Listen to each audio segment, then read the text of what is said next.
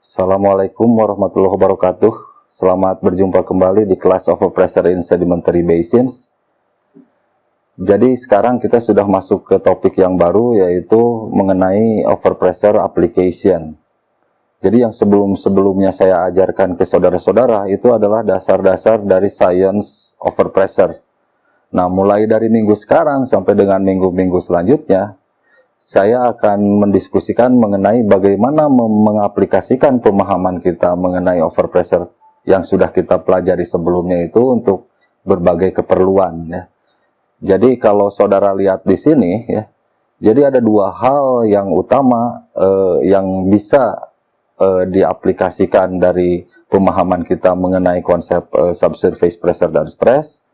Yang pertama dan yang paling sering ini itu adalah bagaimana kita mengaplikasikan pemahaman mengenai subsurface pressure untuk keperluan drilling. Dalam hal ini adalah penentuan berat lumpur dan penentuan kedalaman casing. Nah, ini kemudian yang kedua yang sering overlook seperti saya sebutkan di kuliah-kuliah awal adalah bahwa pemahaman kita mengenai subsurface pressure itu sebetulnya bisa kita gunakan untuk membantu menganalisis petroleum system. Jadi itu bisa juga gitu ya, di analisis mengenai petroleum system itu dibantu dengan pemahaman mengenai subsurface pressure. Nah, itu akan kita diskusikan di kuliah berikutnya. Pada kuliah sekarang saya akan mendiskusikan mengenai bagaimana mengaplikasikan pemahaman mengenai subsurface pressure untuk membantu drilling design, ya.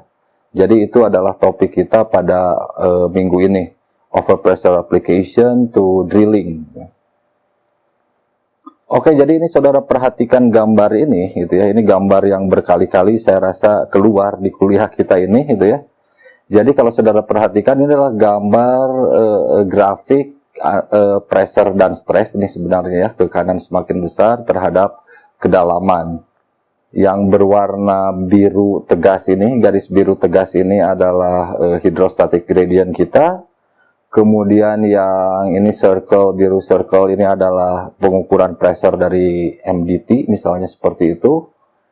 Kemudian yang hijau ini, garis yang hijau ini adalah drilling mud weight, mud pressure yang digunakan selama melakukan pengeboran. Kemudian yang berwarna coklat ini adalah minimum horizontal stress yang kita dapatkan dari LOT. Kemudian yang garis berwarna merah ini adalah vertical stress atau overburden stress yang kita dapatkan dengan mengintegrasikan density log, gitu ya. Nah, sebagai geoscientist kita enak sekali menganalisis pressure itu kalau grafiknya itu dalam bentuk pressure dan stress terhadap kedalaman.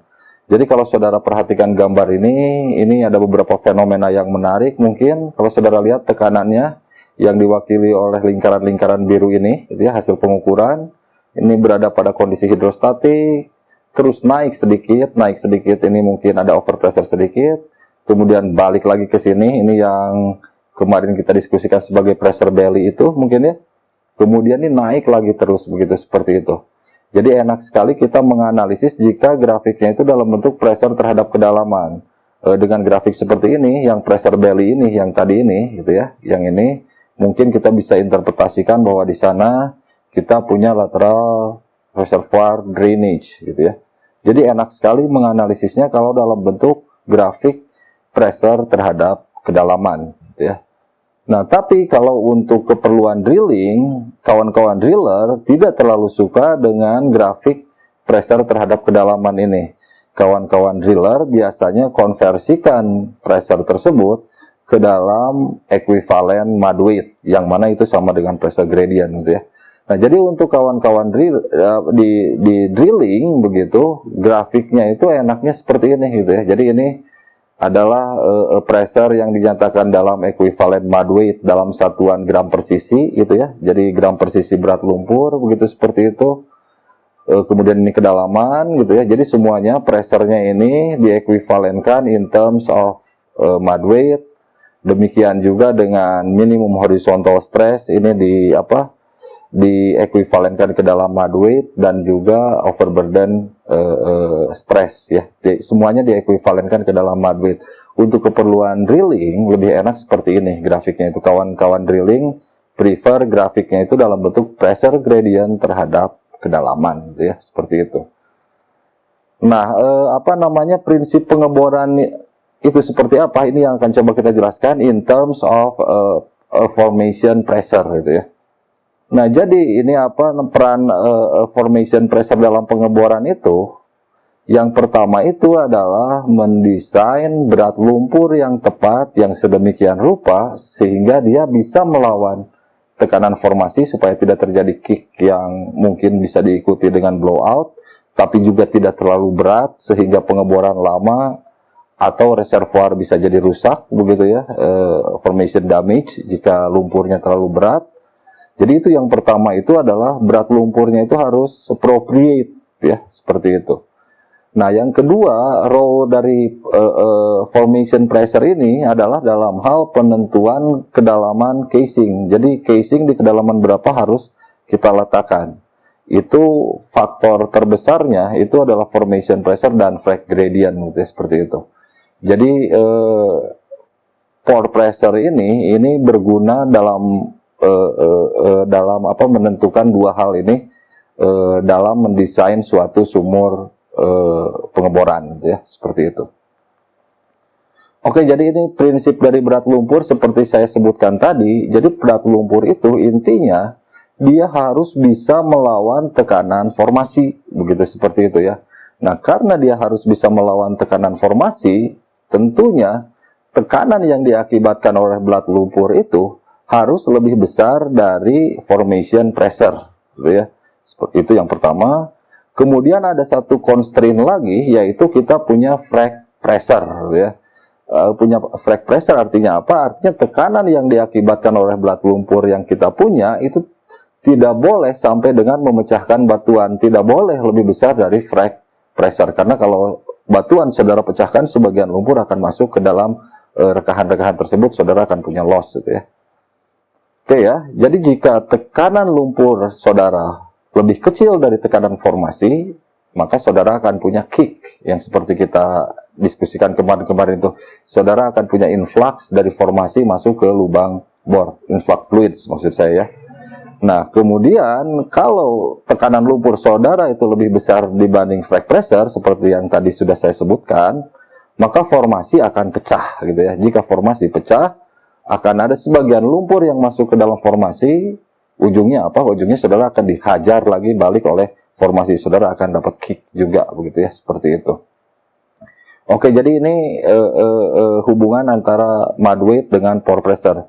Tapi perlu saya ingatkan ke saudara, jadi berat lumpur itu tidak semata-mata didesain berdasarkan pore pressure. Jadi ada parameter lain. Jadi misalnya jika saudara punya isu dengan geomechanics, dengan borehole stability, dengan horizontal stress yang cukup strong, gitu ya, saudara juga perlu mempertimbangkan stres tersebut untuk mendesain berat lumpur yang appropriate, gitu ya, seperti itu. Jadi ada satu lagi misalnya itu yang disebut sebagai formation breakdown. Jika saudara kerja di daerah di mana horizontal stress menjadi isu yang cukup krusial, gitu ya, seperti itu. Nah, tapi itu tidak akan saya diskusikan di sini. Yang akan saya diskusikan adalah bagaimana mendesain berat lumpur berdasarkan pore pressure yang kita punya dan frag gradient yang kita punyai, gitu ya, seperti itu. Oke, jadi ini typical casing, ini yang lengkap sekali, gitu ya, tapi tidak harus dalam satu sumur ini saudara punya casing yang selengkap ini. Jadi ini yang saya tampilkan, saya ambil dari Moshet and Michel yang betul-betul lengkap, gitu ya. Jadi ini kalau saudara lihat ini di near surface, saudara bisa punya conductor casing dan surface casing, gitu, seperti itu. Kemudian di bawah saudara bisa punya, di tengah-tengahnya bisa punya intermediate casing.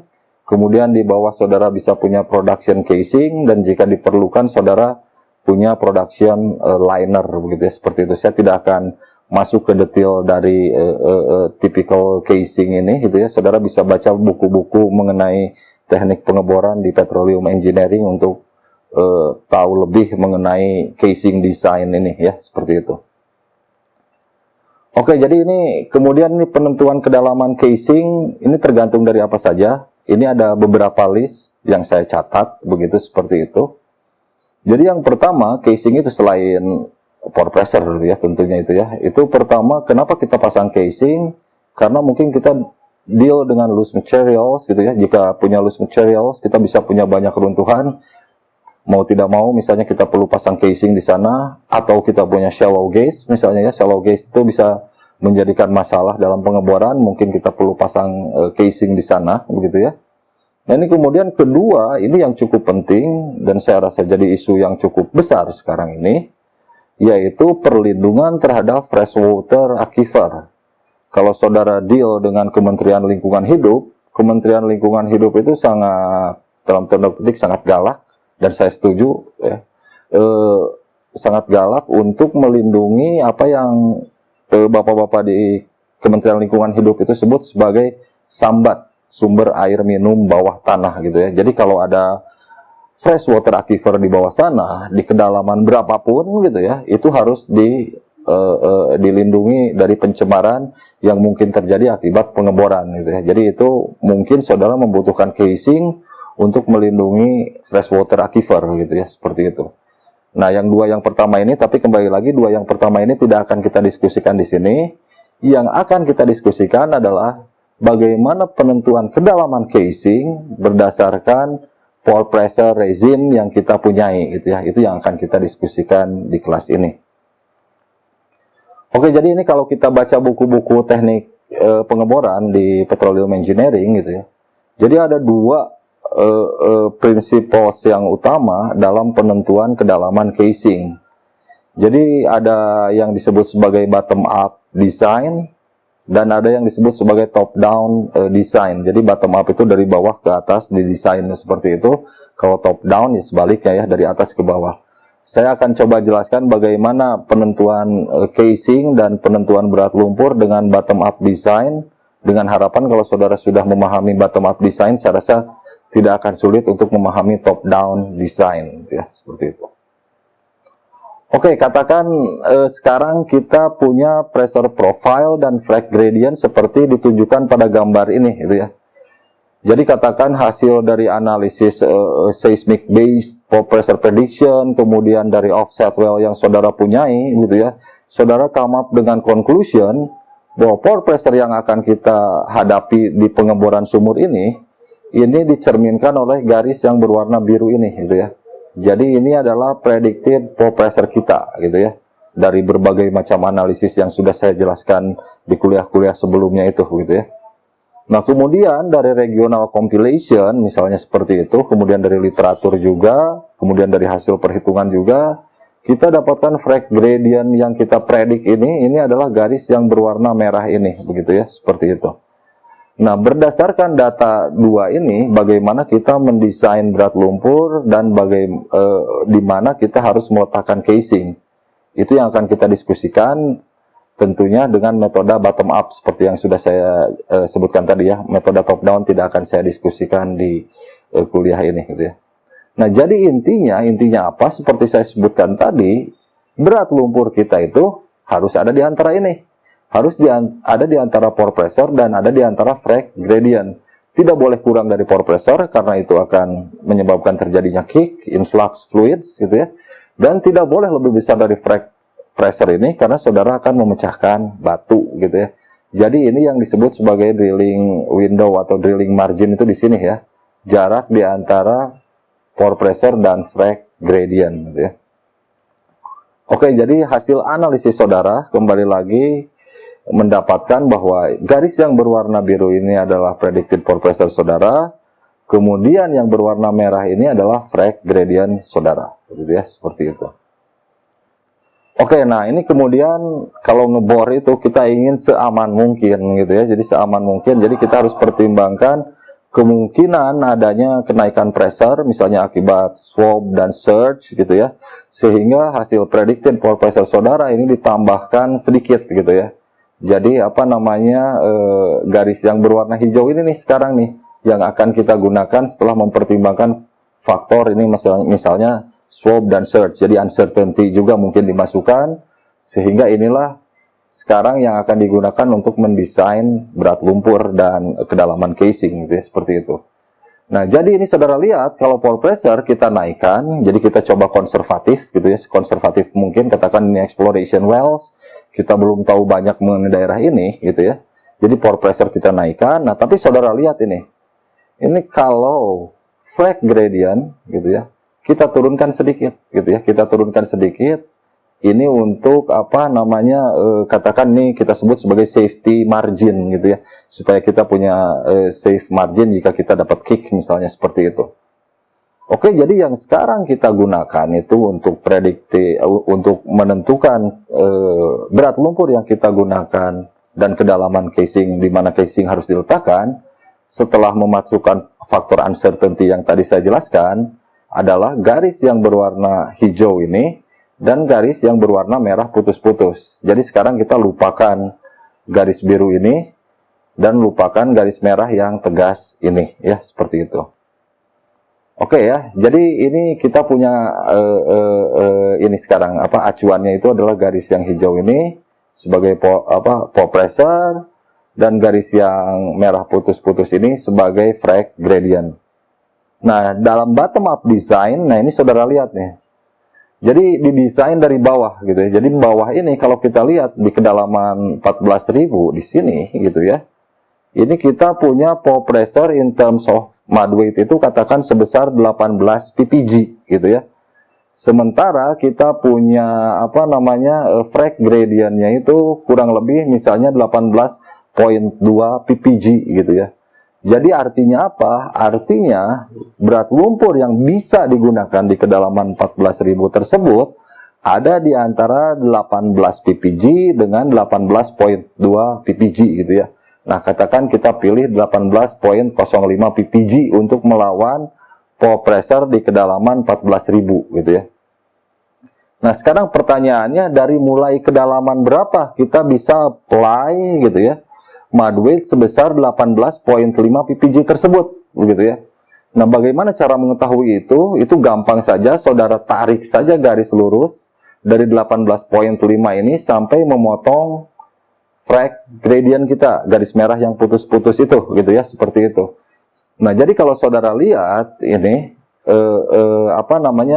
mud weight sebesar 18,5 ppg ini bisa digunakan gitu ya hanya dari kedalaman 12.000 di sini sampai dengan kedalaman 14.000. Kenapa hal ini terjadi?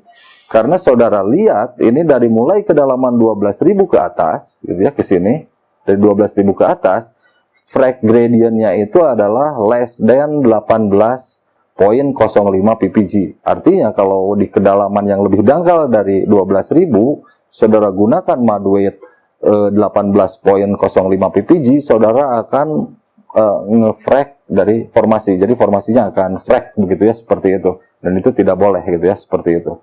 Jadi artinya apa?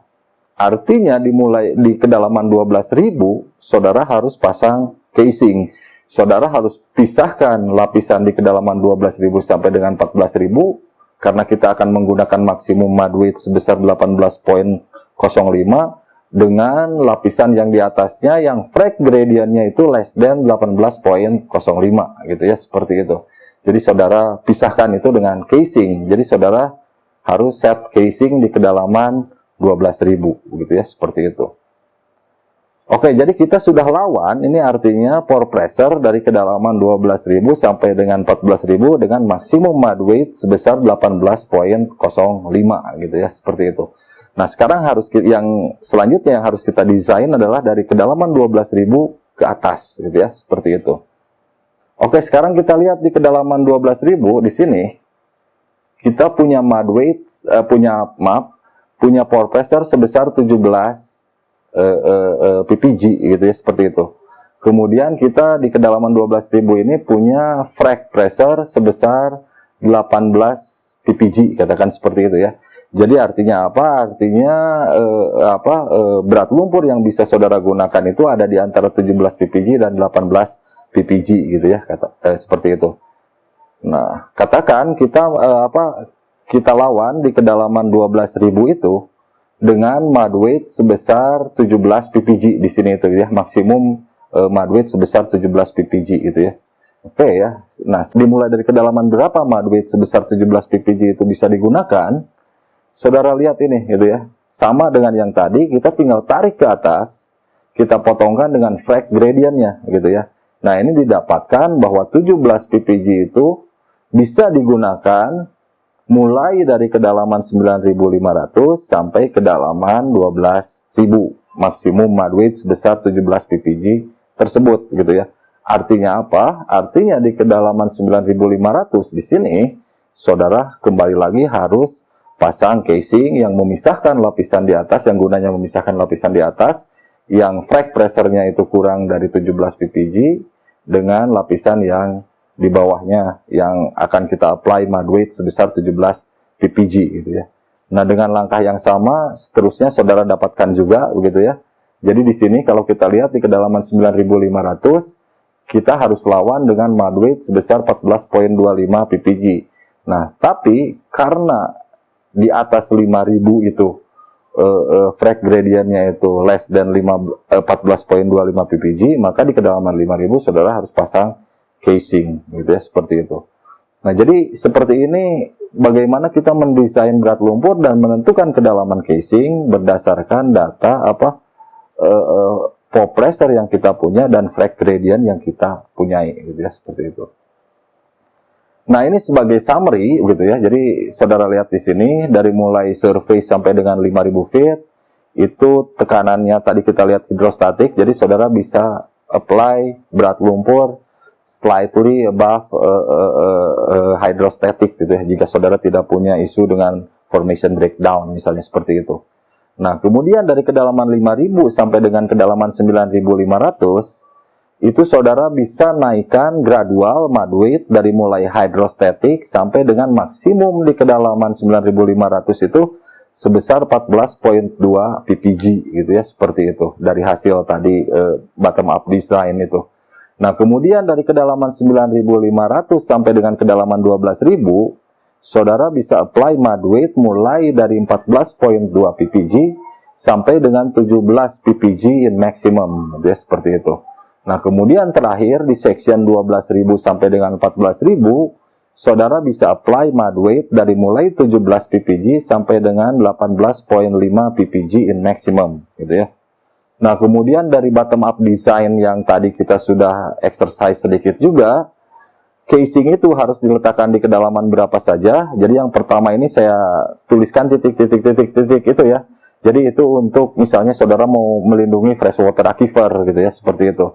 Nah, kalau untuk supaya pengeboran itu tetap berada di antara pore pressure dan frag gradient, casing yang harus saudara letakkan itu adanya di kedalaman 5.000, kemudian 7.000, seperti 5.000, kemudian 9.500, dan terakhir di kedalaman 12.000 seperti yang tadi sudah kita diskusikan ya, seperti itu.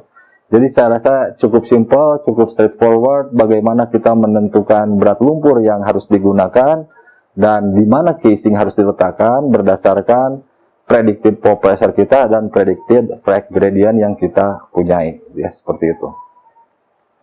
Oke, saya rasa itu yang ingin saya sampaikan bagaimana kita mengaplikasikan pemahaman mengenai subsurface pressure untuk mendesain berat lumpur dan kedalaman casing yang harus digunakan selama kita melakukan pengeboran gitu ya. Seperti biasa, jika ada pertanyaan silahkan tuliskan di comments dari video ini. Insya Allah akan saya jawab. Jika saya tidak bisa jawab, saya akan cari teman yang bisa jawab pertanyaan saudara. Insya Allah akan saya usahakan.